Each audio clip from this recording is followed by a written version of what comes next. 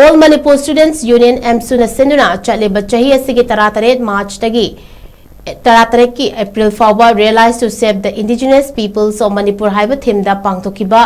ngapigani PANGTHOKLIBA nifutaruk realization month gi MANUNGCHANNA PANGTHOKKADOURIBA state level competition sing ASIDA MAHEIROI SINGNA SARUK YANABA KHNHANLAKLI MAHEIROI loop asigi publicity and information secretary Sarto Rangnerna Kuyek Piduna Thadorok Cherol Amada April Tang Tarukta Amsu Imphal East District Committee na Sinduna Maharaja Buddhachandra College Palace Compound NRC update Taubara Miraibak Macha Mitop Singdagi Manipuri Yellomi Sing Kanbangamgani Haina Hiramda State Level Open Debating Competition 2026 Pangthokani April Tarahum Doidana Imphal West Amsu Imphal West District Committee na Sinduna TS Paul Women's College Bongsangaida Miraibak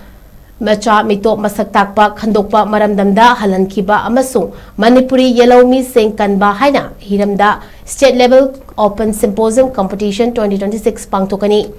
April Mangadana Amsu Thobal District Committee na Sinduna Thobal College Thobal da Logi Mayokta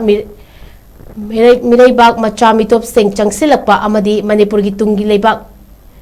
Halaibak HAIBA Hiramda State Level Open Painting Competition 2026 Pangthokani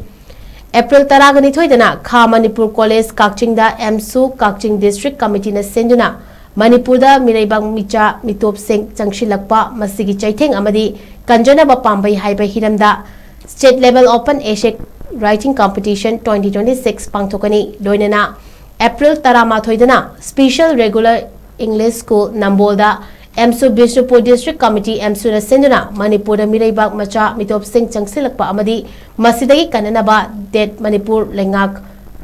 Loinana Bharat Lengak ki Thodang HAIBA Hiramda State Level Open Essay Writing Competition 2026 Pangthokani HAIBA State Level Competition Asing Asigi Admission Form Amadi Akupa Marol Gidamakta Amsu Headquarter District Committee Branch Unit Office Imphal East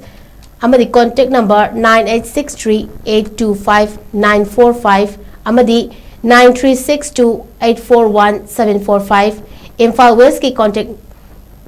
Pigani Kakching District 9863465932 Thobal District 8974344920 Amasung Bishnupur District ki contact 81199191105 Tagi Khangbayagani Hairi